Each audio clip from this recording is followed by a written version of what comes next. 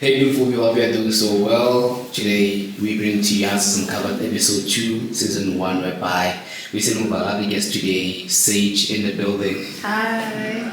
Hi Saige, nice to have you on board. Thank you for having me. Is this your first ever podcast? Yes, this is actually my first ever podcast. How long have you been in the industry? I've actually never asked you that question. Really, I would say plus 3 years. Plus 3 years trading or in the industry specifically? In the industry, I would say 6.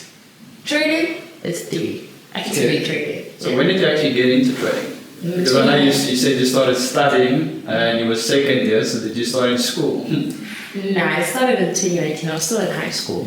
Okay. And I was probably 17. So I was using my father's accounts. Yeah. So that's how I started. Yeah. So what made you get into trading?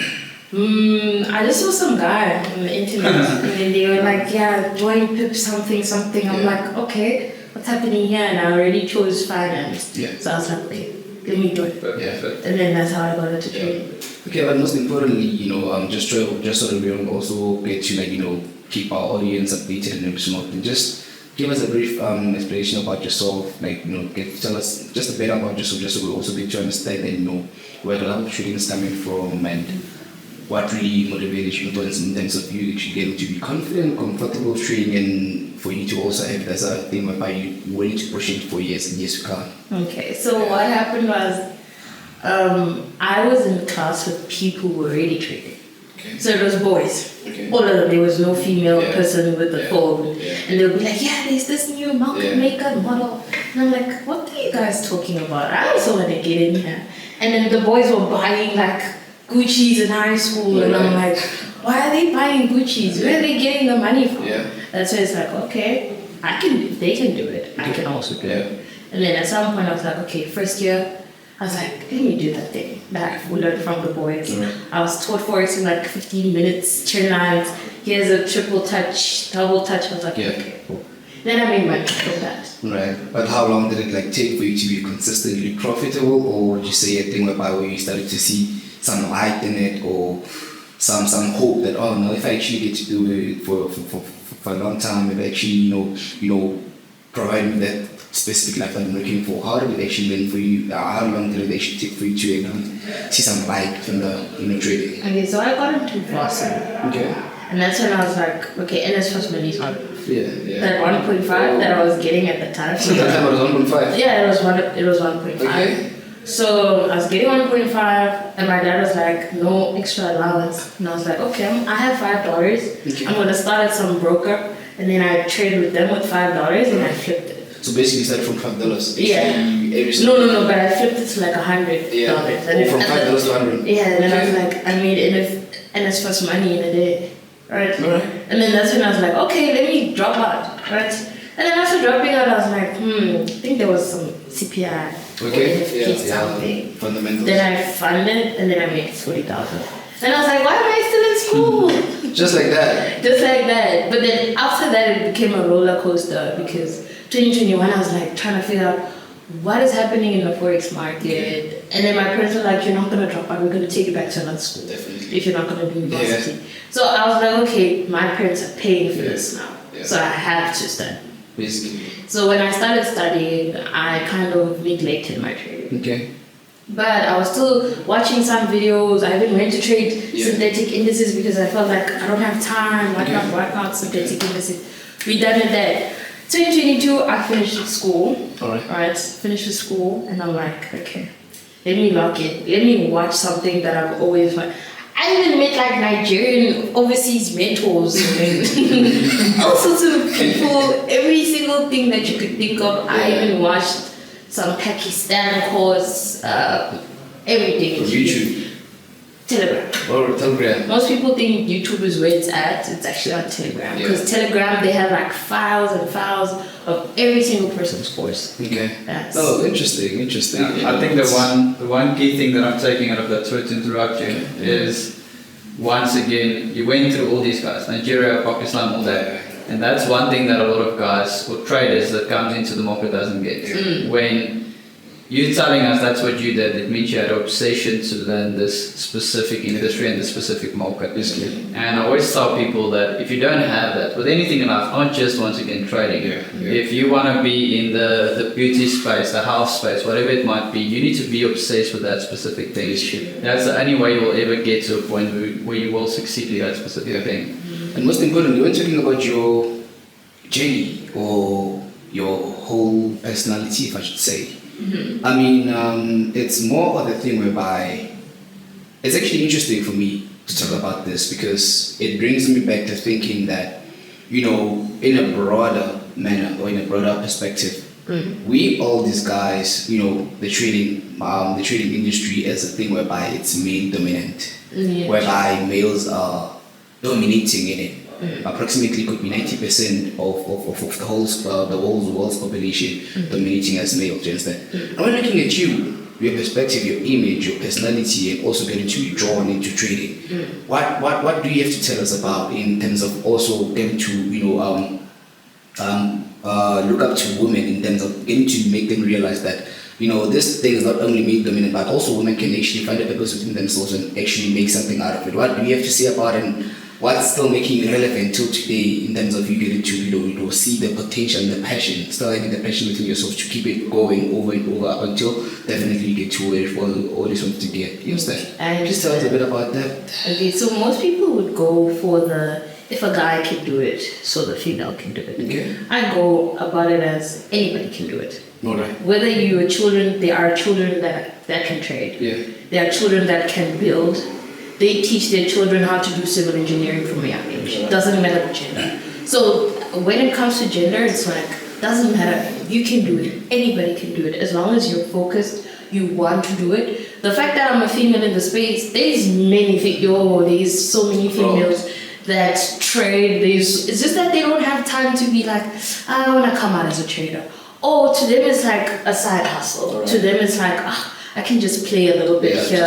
Or they treat it like some betting, but it's not betting, obviously. Right. But they treat it as like a side thing. They don't like prioritize, okay, I'm going to be a hedge trader. Yeah. I'm going to do this, I'm going to do that. Because most of them end up, they trade and then they do something else as well. Right. They will trade, they have an engineering company, or they do some construction company, or they trade, they just do other things on top of trading. Just like you said, they actually, this guy's trading as a side hustle maybe. Exactly. Yeah. So on my side, it's more like, I really study finance. I want to get into finance. I want to go into a place where now it's investment management, it's hedge fund management. It's not only about, I'm a retail trader, because I'm tired of retail trading. Yeah. Everybody should be tired of retail trading, but you know, you'll get there some point. Step by step, right? Step by step, yes. Interesting, because of this conversation is also, you know, getting to impact our women in much more holistic way, because of what it's much more of a thing whereby it makes them to realize that anything is possible, no matter which part of the gender you might be, or whatever the case might be. I believe also that anything is possible. I also getting to see you getting to excel in the markets, getting to be profitable, you know, also looking profitable, also looking all nice and every single thing shows that, you know, you find your edge in trading and you actually join by all means every single time to actually keep it going, just like that, you understand? But most importantly, I have another question for you, Saige. Okay. Right? I have another question for you. There's a difference between, I believe that there's a difference between a breakthrough in trading and actually being successful in trading. Yes. What do you really have to say about that? Because I believe, you know, most of the people in today's trading or in the trading industry, they actually get to believe that, you know, since I've managed to reach out to my breakthrough, great, but what do you have to say about the difference between a breakthrough in trading and actually being successful in trading? Okay. Yeah. I get it. That happened to me in 2022. Yeah. Wherein I made a lot. Okay. And I was like, okay, 220,000. I know for some people it's like, that's a lot of money, or not a lot of money. Yeah. And then for me it was like, oh, where am I going to spend this money?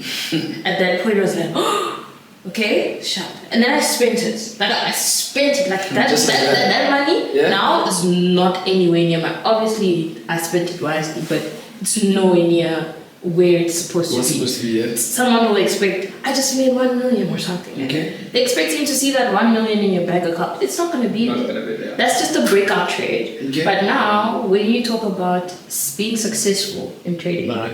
you break that break even. Now, can I consistently make that 220,000 Right. every single day? Yeah. Can I make that money every single day? Yeah. If you come tomorrow has it, you're like, okay, this is what we're doing. We're gonna make 10K tomorrow. We're gonna make 10K the whole week. By the end of the week, maybe if we include losses, we make Absolutely. 40,000 approximately. But now, if it's a breakthrough, it's gonna be a once in a year, Well, once in a year. 2 in a year. NFP comes 12 times in a year, Okay. so you're probably gonna have like you win maybe 5 NFPs. Yeah. What about the other 7? Do you get what I mean? Yeah, So makes it's sense. like you had 5 breakthroughs, but you do 7 Okay, times. yeah. You're not doing it again and again. I also think a key fact is, like you said in the beginning, you made 220K. For me, same thing, my breakthrough week, I made 240K. I went to Cape Town, I bought a bottle of whiskey, I sat in a jacuzzi in a 3-bedroom house, had a cigar. I don't even smoke cigars, but I was smoking a cigar. And then when I came back, I was like, okay, well, there's 140K gone, 100K left, and that's when I realized, like, I'm not used to money. I didn't grow up with money, and that's what the problem with most traders is. They're coming. I mean, we've had this conversation before off camera. All these younger guys are coming in. They're making the money. They're seeing the money, and they keep spending it because of the lifestyle that they need to upkeep, which is good. I mean, I always say, like, if you have a good first month, whatever, spend the money. Once again, treat yourself and show yourself the life that you can have. It's that simple quote of Steve Harvey. Your first ever international flight, make it a business ticket. And that will set that mindset for your whole future, if that's where you're going towards. Yeah. But I also think it's that thing where you said as well, we need to get to that point where you realize not every month is going to be profitable. Not every single trade is going to be profitable. So you need to also start building it up. And this is a conversation I've always had with him as well.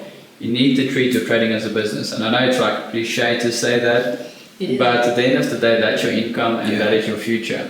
And I've seen it with multiple of my friends as well that trade full time.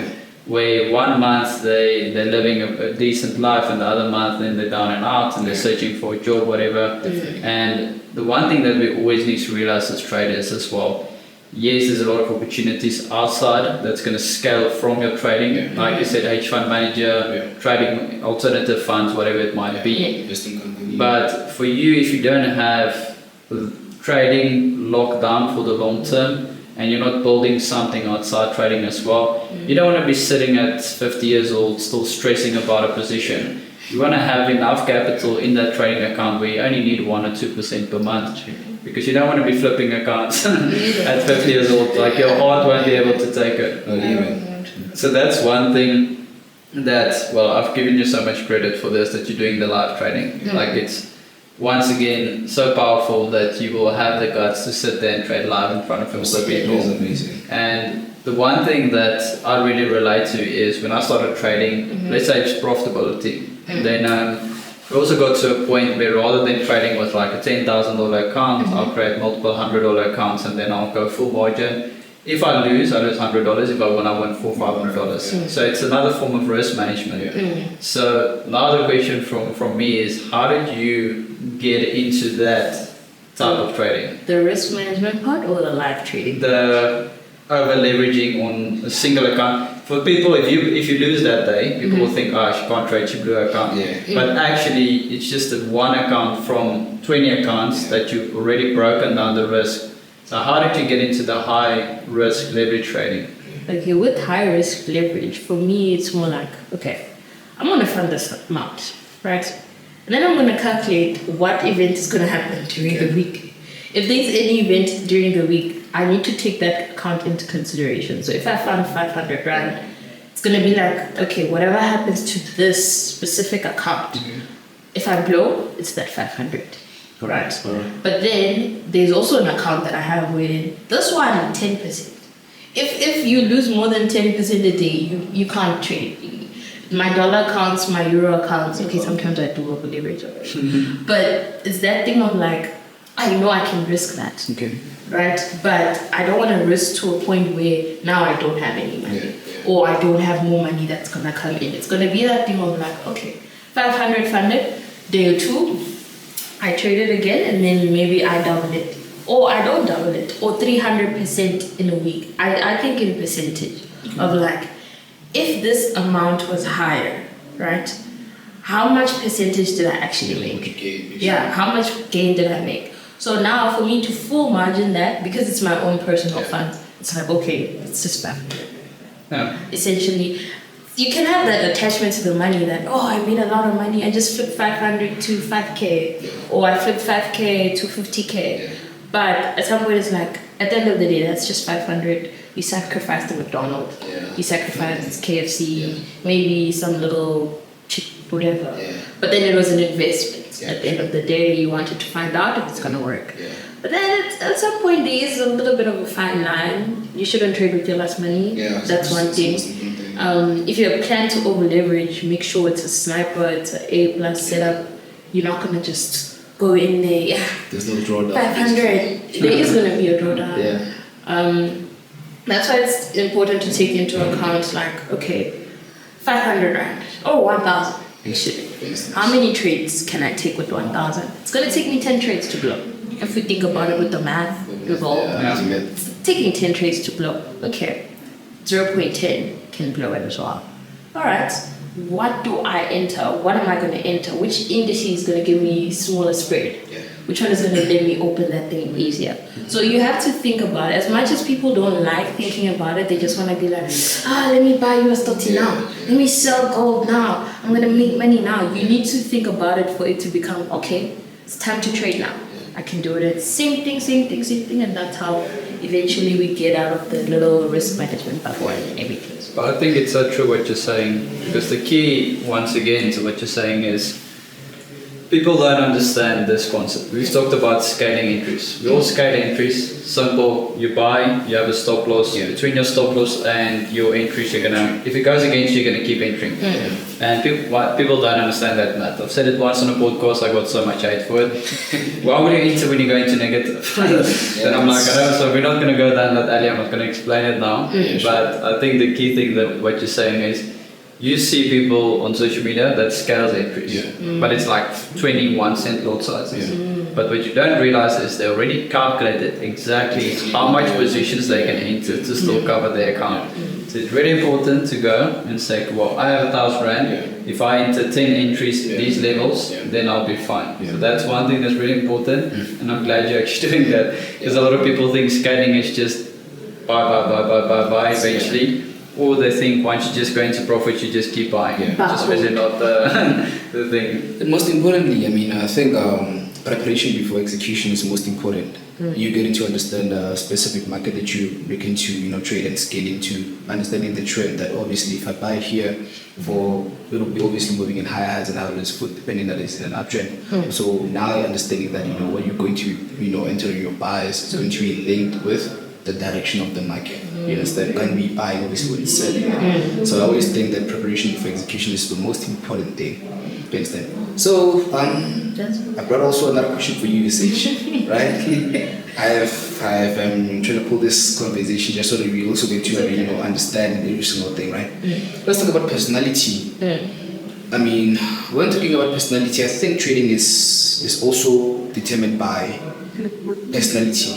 Personality in a sense whereby obviously we're all inflicted and we're all exposed to a specific way of living because of this. Since I'm a trader, I need to live like this and that. But how do you picture personality with trading in a sense where you don't actually get to lose yourself while being within your career of trading and also getting to maintain a positive image about yourself and getting to also allow it to be a thing whereby from month to month I also want to see myself improve, even if when I'm maintaining a specific personality.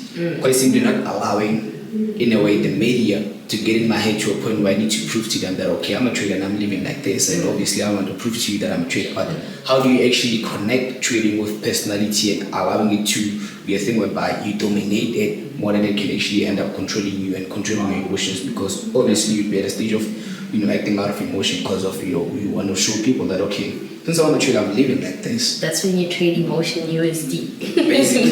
Basically. So in terms of personality, or balancing it out, it depends. Are you trading for people or are you trading for yourself? do you have goals in mind? Yeah. Like you say, planning. One thing I know is that proper planning prevents poor performance. So you're going to perform according to your personality. You're going to perform according to your planning. Okay. Now, let's say I have an aggressive personality. Yeah. I'm obviously going to approach the market aggressively every single time.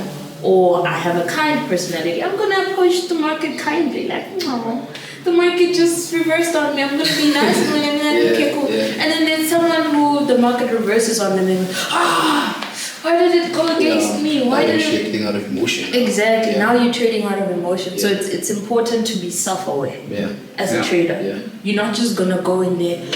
I saw Hazard. He posted 50 million. He's making money. Yes. So now I'm also gonna go in there, and then you realize, oh, you lose. Now you're thinking, how does Hazard think when he takes a loss? What do I do? You're gonna freak out. You're gonna panic because you didn't take into account that money is obviously emotional. Yeah. It's something that determines your standard of living. And if someone is out there trading for people, it's gonna impact at some point. But you need to decide what type of personality you're bringing to trading. Are you going to be disciplined? Because if you choose to be disciplined, it's going to be like, okay, I'm disciplined. I'm going to trade disciplined. If I'm angry, you're going to trade angry, and the market won't show you any kindness. Because once you involve emotions, you're also going to get emotions. Exactly. But it's going to reach out to you. I think that's the one thing that you can never remove. Yeah. Like you said, you can't remove emotions. Trading is going to always, trading, investing. But I mean, I'm really emotional if I spend cash. It's like now this week, like it's been on something else. Yeah. But I must say, I think the only thing, like you said, that you control is your game plan that you take into the market. Yes. What will you be risking? What will you be doing? What is the plan if things doesn't go good? What's the things if things goes good? Because it comes back to that same thing with, I always say, risk the same dollar value amount over and over again, whether you win or lose. Because a lot of people will go on a winning streak and then they risk a new percentage on the profits. Yeah. So then once again, let's say you have a 1 to 2 risk reward ratio. You risk 500 to make 1,000. Make it also. So then you risking your 500, you're making 1,000, but now you're risking 1,000, you're losing, you're back to 500. Yeah. So you're always going to go back to the basics where if you risk 500, you have 2 trades that you're up in a way. Yeah. And the same thing with the other side. Now you're risking, let's say, 100 Rand off the 500, and you lose, and now you're risking 50 Rand. Yeah. And then you win, and then you make 100 back. Yeah. So I think that's the key thing is once, like I said, you can't control the emotion, but you can choose what emotions you're taking into the market through your plan. So then one thing that I also want to move into, so obviously we've talked a lot about mindset. I think the core thing to the podcast is always, what's the mindset of the person or the individual? We touched a little bit on it in the beginning of you having that obsessive personality. I think you have a really up there personality, which is good once again, and it's a really good thing. But where did you learn to be the type of person that you are, where you are so goal driven? I mean, every time you come in here, you've never wasted my time. Like honestly, you literally come in here, you do your things, you get it done, and you say you're out of here. Like, where did you get that goal-driven mindset? You just pitch up, get everything out of the way, and then go on to the next thing. Okay, I think it's also that thing of like, someone says that you can be consistent, but are you consistently growing? Like, okay, you can be consistent. We can come here every day, talk, but are we growing in that process? So what keeps me driven is that I want to see myself in Dubai, but living in Dubai. There are traders that are from South Africa that consistently live in Dubai. It's not I went on a vacation. No, they live there, they own supercars. There's people who have money, like gang money. I think that's one thing that motivates me is that if they can have gang money as in like a lot of money at their fingertips. You know, it's not something that they have to trade for or something that they have to like in and out. It's wherein they collected capital, and then after collecting capital, now they spend it. Right. Now they invested in capital generating assets and stuff like that. Exactly. Multiple sources of income. So that's what's driving me to be this trader. To be that trader that, okay, if I am to work in an investment bank, I go to ABSA and now I'm working at ABSA Investment Banking Department. They want a trader or somebody who keeps making money in it. If you don't reach a certain level of percentage, you're gonna talk to the boss upstairs that hey, you didn't make money for the bank, and we have clients that need money for the bank. So now it's gonna be on you. So if they can do it, what if we can do it as retail traders? We're small scale, yes, but eventually everything started small. Everything started somewhere. And that's what keeps me driven. That there are guys out there Making more money. they're making way more money, they're living large, and it just keeps me motivated that I'm gonna do it too. It's such a powerful mindset. I'm going to tell you the reason why. I grew up in a household where if my family saw someone rich, they'd always be like, yeah, they're probably scamming people, or it's like, yeah, they're probably stealing, or they're doing the illegitimate business. I always saw people driving nice cars, and I'm like, I look up to those people. If someone becomes an engineer, I'm like, okay, how did you get your kids to become an engineer? Like, I was always like curious of how people, I was never the mindset of, people like, this you on social media, they're like, oh, another trader or another that. That's just, once again, if you have that mindset, you're going to be in that mindset where you're going to, once again, look at these people in Dubai and hate on them for the next 20 years, rather than saying, I don't care how they got there. I need to find a way to do the exact same thing. And I think that's what you're talking about. Yes, that's makes sense. It's an interesting thing that you're talking about right now, because I think with anything that you get to start in life, consistency is the most important thing. You can start from a small scale, but when you're consistently doing something, we'll eventually find our age. And eventually, if we get that advantage towards at least increasing it towards something better, we'll find measures, or we'll actually adapt towards compiling measures that are actually gonna bring out results that will take us to another scale or another step. And from there, we'll keep on improving the instance. So I believe with anything that's glamorous on the media or in life in general, they had to start somewhere. You understand? Companies that are doing so well today, they all had to start somewhere. You understand? But it's all about the consistency and them getting to different targets from where they're coming from. But most importantly, consistent improvement is the most important thing that any business or anybody would always want to wish for, especially when you know what you want in life, how disciplined you move, and how well you're doing your own things. You understand? So speaking of all that we say right now, Saige, now we're going to talk about our people, audience, or traders, aspiring traders that are boxed in their own career, but they don't know how to get out. They don't know which kind of measures they should follow in terms of them getting to see their life, their own journey and every single thing. May you please guide us, or may you please give further advice towards aspiring traders, beginner traders, amateur traders that are looking to improve their game and every single thing. Maybe please give them an advice on specific concepts that they could actually focus on and then adapt in terms of their career, that could actually give them some light in terms of them getting to at least improve their craft, or them getting to find their age or every single thing. Yes. So this one, you're not going to like what I'm going to say. Okay, let's hear. You're not going to like what I'm going to say. Okay. If you're a beginner, if you're an aspiring trader, if you just want to get into trading, you saw this guy in a nice level, don't get into trading. Leave it. You are going to need to change your mindset completely. Your mindset, that's the thing you're going to fight with your psyche. You're going to fight with your brain, literally with your brain. It's going to be like, why do I keep losing money? Or why did I make money last week, but this week I'm not making money? If you're not ready to emotionally balance yourself psychologically, don't get into trading. But if you're determined that, hey Saige, I see that you're also making money, I want to get to be like you, I want to get to be like Hazard, it's that thing of okay, commit yourself to this thing. Do you want to learn it? Learn what exactly you're getting into. What are you trading? Some people just see gold. Some people don't even know that gold is a commodity. They're like, nah, I'm trading Forex. You're not trading Forex. You're trading a commodity. You're trading NASDAQ. Yeah, Forex, NASDAQ. No, that's an index. It's an index. It has many companies driving it. You just can't be like, I'm going to be a Forex trader. I'm going to be a what trader. That's why even the JSE has terms they trade securities. They're not trading Forex. They're not trading. Every trading thing has its own concept. That's why most people, you should know exactly what you're getting into. And if you can't handle the heat of dealing with financial markets, don't even start. Don't even start. If you're not ready to understand what financial markets is, it's not good for anybody. Yeah, I think that's 100% true. So most people don't even know what they're doing. Just they're Forex trader. That's all they say. So I must say, so before we end this off, I think we're going to do like a quick one question go. So it's like simple answers, just so to understand some key things about you. So we'll go back and forth. So you think of your question that you're going to ask her. What is your biggest profitable day, dollar value wise, in Forex or in trading? Let me say that. NFP August. $30,000.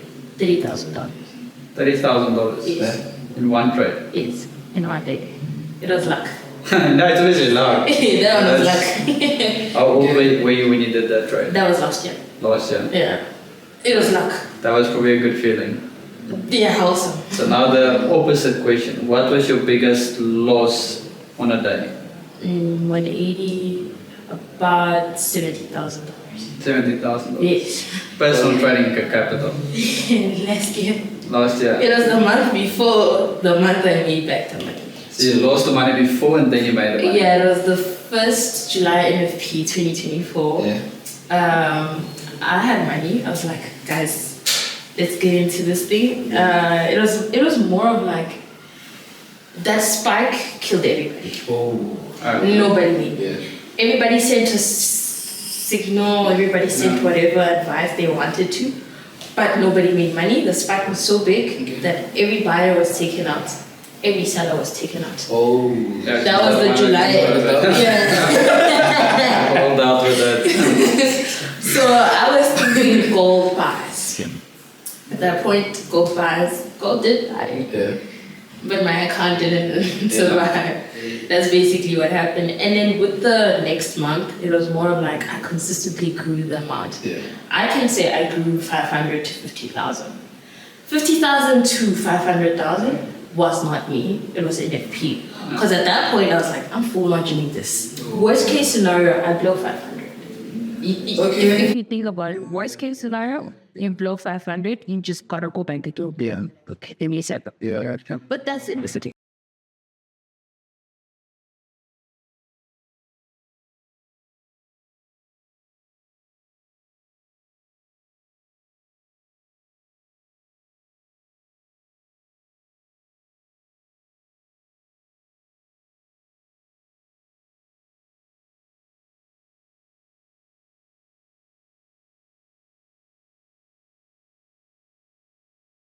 So I'd say to you, go with your question. Yeah. Before you respond to this, and I can ask us one. Okay, if I give you 20,000 and what's the first thing you're gonna trade? The first thing. What did you trade? With what? Alright. With what? Why? What lot? I'll let you go for ball.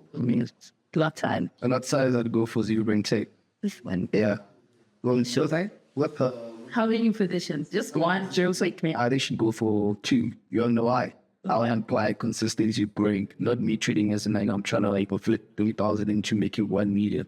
I'm trying to like, and following that with me, you should get to know how to grow an account because honestly speaking, you see last year I've been familiar with growing accounts like I've been familiar with growing accounts I flipped 10,000 into. Yeah. This kind of a thing is really close to my heart, and I really want to pay, really want to pay back. It's because of the greed. There was less time where I held less than for 2 weeks. Both the 2 weeks, one the 2 weeks. 10,000 kept off. I've limited to 214,000. 240. And eventually Nasdaq getting best and it blew me. We will do this at this one. Well, I will split 10K to 260, and then I just lifted because I felt like, Nasdaq is a buying market, company is a buying market, and I was just invest. I blew it. So basically, I actually made 260, and I also gave it back to the market. I just gave it back like that. I remember that I went to the top and said, I think she got to reverse like much people to like reverse from there because I really got to like 20 calculation and it's like, that those 3 bikes on it for the apps like. So that kind of greed actually got to like, give me one hell of a lesson down and I don't forget till 2 years. And so, but most importantly, going back to your question, I should go for gold because of my studies or playing it. So go out and win 20 basically because I'm trying to apply consistent in growing, not for me to get it to, like learning for, me getting to actually knowing something to change 500,000 and I'm actually trying to apply consistent in this, or maybe actually, I'd say, for that, not be willing to listen to this and Google and was, yes, I got it. Yeah. Understand about Perfect choice. For me, very simple. Like I said, I've been mostly focused on institutional trading for a long time. It's, believe it or not, probably 0.03, and I'll scale it in probably 3 or 4 times. Yeah, and that's pretty much it. I usually have about the 35 to 50 pips stop loss. Yeah. So, I mean, that's usually about what, $2.5, about $10, $9.5 per trade. Also gold. I didn't trade gold. Yeah. I tried gold every single day between 12 to 4. Thanks. So all I do, that's all I've been doing. I'm actually trying to start this new series that you guys will see. But anyway, guys, I really need to run. You guys, I need to go and pick up my phone in this video if I don't go down. Saige, I really appreciate you coming through. As once again, thank you for having me as a co-host. Co-host to this camp. Most importantly, I just want to say thank you for tuning in. It's then me crispy, I said that I'm going to be coming back, more trading information, more trading content, and most importantly, recommended traders. Most importantly, and there's the traders that are bound to get to you as a story about, the gems and every thing, getting to and provide people further, education about the market and actually how the industry is actually operating and then. So most importantly, we just closing every single thing I'll be just pointing up. It's an important official known as the hazard and also closing it up of Saige. Thank you so much. Thanks, Saige. We really appreciate it. Appreciate wishing you all the best. Yeah, all the best in your trading and wishing out to your height today every single thing. Yeah. And thanks for the shim in the back. Yeah. Just goes.